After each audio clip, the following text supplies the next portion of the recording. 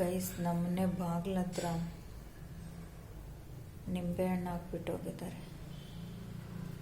ತೋರಿಸ್ತೀನಿ ಬನ್ನಿ. ಅದು ಮಾಮೂಲಿಯಾಗಿ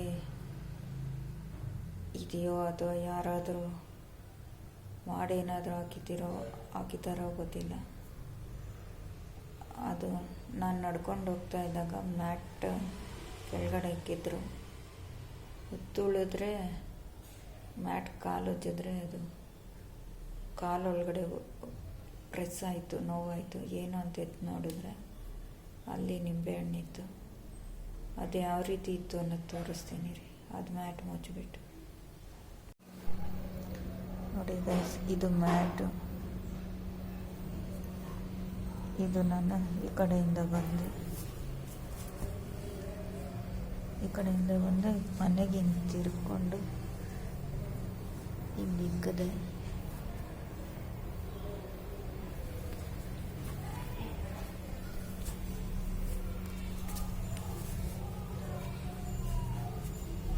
ಇಲ್ಲಿ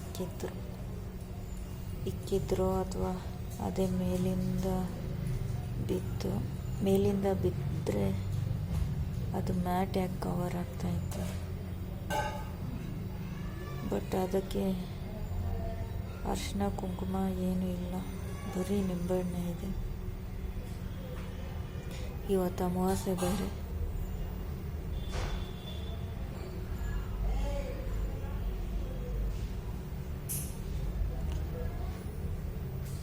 ಏನು ಮಾಡೋದನ್ನ ಇದನ್ನು ಹೆಂಗೆ ತೆಗಿಯೋದು, ಏನು ಕತೆ.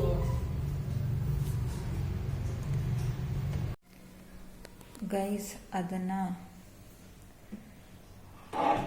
ಪೊರ್ಕೆಯಲ್ಲಿ ಗುಡಿಸಿ ಎತ್ತಿ ನಮ್ಮ ಮನೆ ಕಡೆ ಒಂದು ಮೋರಿ ಇದೆ, ಆ ಕಡೆ ಬಿಸಾಕದೆ.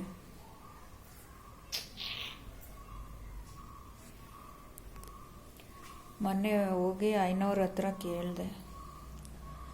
ಅವರು ಹೇಳಿದ್ರು, ಅಮ್ಮ ನಿನ್ನ ಸುತ್ತು ಶತ್ರುಗಳೇ ಇದ್ದಾರೆ, ನಿನ್ನನ್ನು ತುಳಿಯೋಕ್ಕೆ ಇದ್ದಾರೆ, ನಿನ್ನ ನಾಶ ಮಾಡಬೇಕು.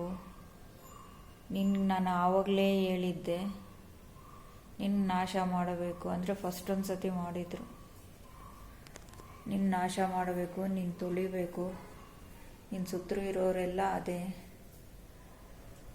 ಪೂಜೆಗಳು ಮಾಡಿಸ್ಬೇಕು, ಅದಕ್ಕೆ 30,000 ಖರ್ಚಾಗುತ್ತೆ ಅಂದರು. ಏನೋ ಹೋಮಗಳು ಪೂಜೆಗಳು ಮಾಡಿಸ್ತಾರಂತೆ. ಕೆಲವೊಂದು ಮಂತ್ರಗಳು ಹೇಳಬೇಕಮ್ಮ, ಹೇಳು ಅಂತ ಮಂತ್ರಗಳು ಕೊಟ್ಟರು.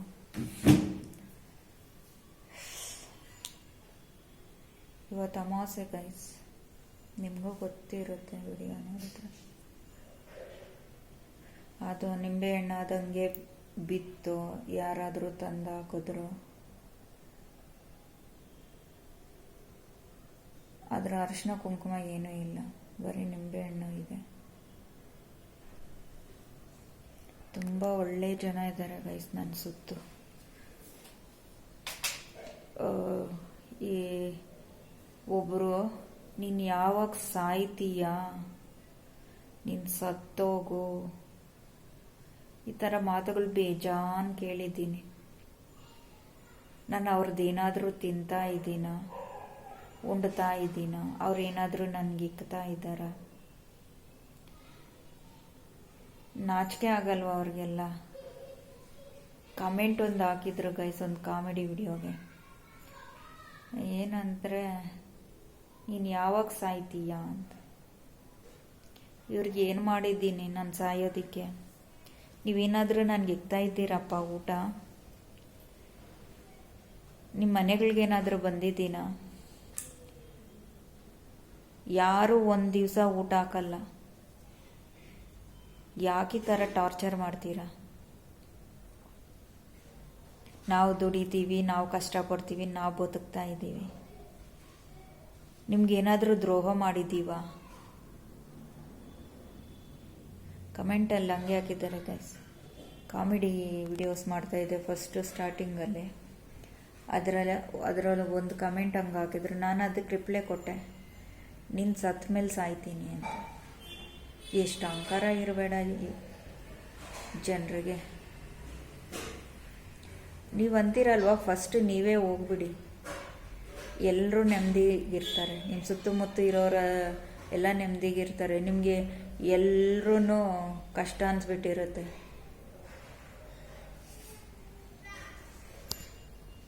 ತುಂಬ ನೋವಾಗುತ್ತೆ ಗೈಸ್. ಇಂಥ ಜನರು ಅವ್ರು ಅನ್ನೋದಲ್ದಿರ ಅವ್ರ ಜೊತೆಗಳಲ್ಲಿ ಇರ್ತಾರೆ ನೋಡಿ, ಈ ಪುಡಿಂಗುಗಳು.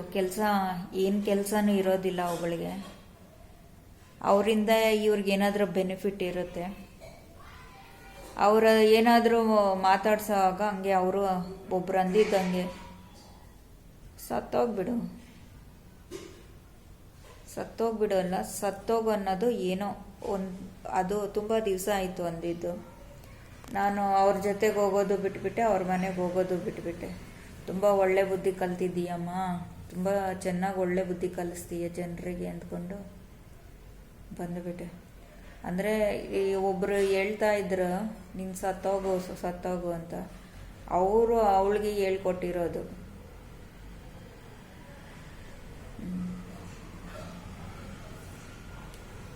ನಾವು ತುಂಬ ಕಷ್ಟಪಟ್ಟು ಮೇಲೆ ಬಂದಿದ್ದೀವಿ. ನಾವು ಯಾರ ತಲೆ ಮೇಲೇನೂ ಏನೂ ಹಾಕಲಿಲ್ಲ, ಯಾರ್ದು ಕಿತ್ಕೊಂಡು ತಿನ್ನಲಿಲ್ಲ. ನಾವು ದುಡಿತಾ ಇದ್ದೀವಿ, ನಾವು ಬದುಕ್ತಾ ಇದ್ದೀವಿ. ಯಾಕ್ರಪ್ಪ ಹೊಟ್ಟೆ ಹೊರ್ಕೊತೀರಾ? ದುಡಿದು ಬದುಕೋರ್ನೂ ಬದುಕೋಗಿ ಬಿಡಲ್ಲ ಅಂದರೆ ನೀವು ಎಂಥ ಜನ ಇರಬೇಕು?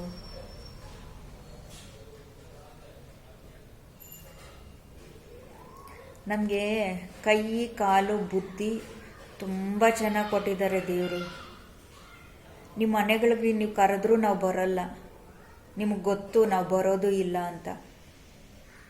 ಇನ್ಯಾಕೆ ನಾಟಕಗಳಾಡ್ತೀರಾ?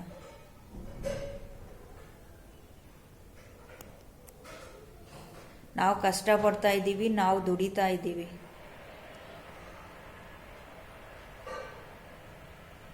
ನಾವು ಸುಮ್ಮನೆ ಹಂಗೆ ಬಂದಿಲ್ಲ, ನಾವು ಬಂದಿರೋದು ಬಡತನದಿಂದನೇ.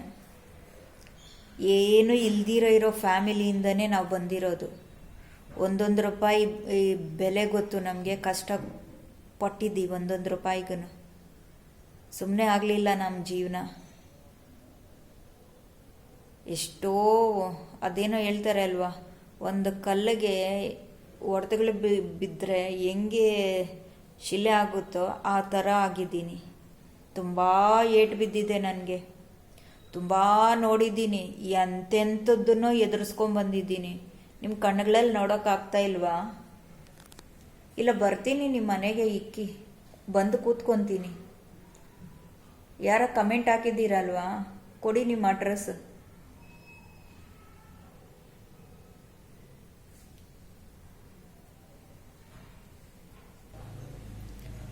ನಿಂಬೆಹಣ್ಣಿನ ಮಹಾರಾಣಿಗಳು ಮಹಾರಾಯರು ಯಾರು?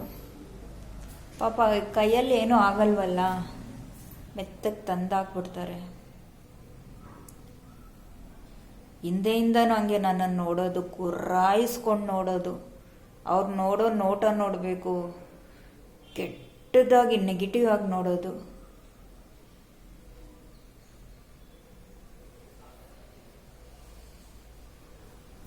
ಮರ್ಯಾದೆ ಕೊಡ್ತೀವಿ, ಮರ್ಯಾದೆ ಈಸ್ಕೊಳ್ಳಿ, ವಯಸ್ಸಿಗೆ ತಕ್ಕನಂಗಿರಿ.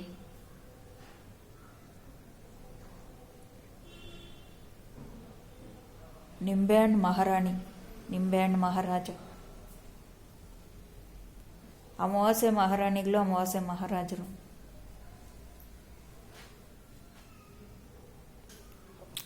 ಈ ಹೋಮಗಳು ಹವನಗಳು ಇವೆಲ್ಲ ಮಾಡಬೇಕು, ಎಷ್ಟೊಂದು ಖರ್ಚಾಗುತ್ತೆ ಅಂತ ಹೇಳ್ತಾರೆ. ಇನ್ನು ಚೆನ್ನಾಗಿರೋ ಐನವ್ರ ಹತ್ರ ಹೋಗ್ಬೇಕು, ಕೇಳಬೇಕು, ಮಾಡಬೇಕು ಅಂದರೆ ಅವ್ರು ಇದೇ ರೀತಿನೇ ಚಾರ್ಜ್ ಮಾಡೋದು.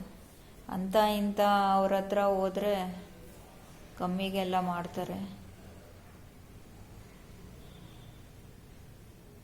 ತುಂಬ ನೆಗೆಟಿವ್ ಇದೆ ಅಮ್ಮ. ನಿಮ್ಮ ಸುತ್ತರೂ ಇರೋದೆಲ್ಲ ತುಂಬ ಡೇಂಜರಲ್ಲಿದೆಯಮ್ಮ ನೀನು ಅಂದರು. ಎಷ್ಟು ಡೇಂಜರಲ್ಲಿದ್ರೂ ಯಾರು ಏನು ಮಾಡೋಕ್ಕಾಗಲಿಲ್ಲ ಬಿಡಿ. ನನ್ನ ಹತ್ರ ನಿನ್ನ ಹತ್ರ ಇಟ್ಕೊಂಡ್ರೆ ಅಷ್ಟೇ ನಮ್ಮ ಅವರು ಅಂದರು. ತುಂಬ ನೊಂದಿದ್ದೀನಿ, ತುಂಬ ನೋಯಿಸಿದ್ದೀರಾ.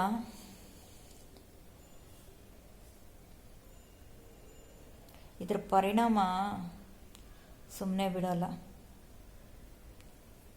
ರೀ. ನಿಮ್ಮ ಮನೆಗಳಿಗೇನಾದರೂ ಬಂದಿದ್ದೀನೇನ್ರಿ ತಿನ್ನೋದಿಕ್ಕೆ? ನಾವು ನಮ್ಮ ಗಂಡ ಸತ್ತೋದ್ರೂ ಒಬ್ಬರ ಮನೆ ಬಾಗಿಲಿಗೆ ಹೋಗಲಿಲ್ಲ ನಾವು. ಆದರೂ ಅಷ್ಟು ಹಿಂಸೆ ಕೊಡ್ತೀರಾ ನಮಗೆ. ಸತ್ತೋಗು ಸತ್ತೋಗು ಅಂತೀರ. ಅದಕ್ಕೆ ನೀವು ಅನುಭವಿಸ್ತಾ ಇರೋದು. ನಮಗೆ ದುಡ್ದು ನಮ್ಮ ದೇಹ ಬುದ್ಧಿ ಎಲ್ಲ ಗಟ್ಟಿ ಆಗಿಬಿಟ್ಟಿದೆ. ನಮಗೆ ಯಾರು ಊಟ ಹಾಕೋ ಅವಶ್ಯಕತೆ ಏನೂ ಇಲ್ಲ, ನಾವೇ ಹಾಕ್ತೀವಿ. ಬನ್ನಿರಿ, ನಾವು ಹಾಕ್ತೀವಿ. ಬರೋಕ್ಕಾಗಲ್ಲ ಅಂದರೆ ಹೇಳ್ರಿ, ಕಳಿಸ್ತೀವಿ ಊಟ ದಿನಾನ.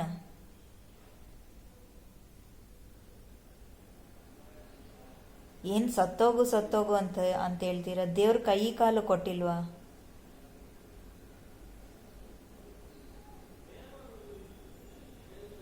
ಅಂಥ ಬುದ್ಧಿ ಇದ್ದಿದ್ರೆ ನಮಗೆ ಎಂಥೋ ಕಷ್ಟಗಳು ಬಂತು ಆವಾಗಲೇ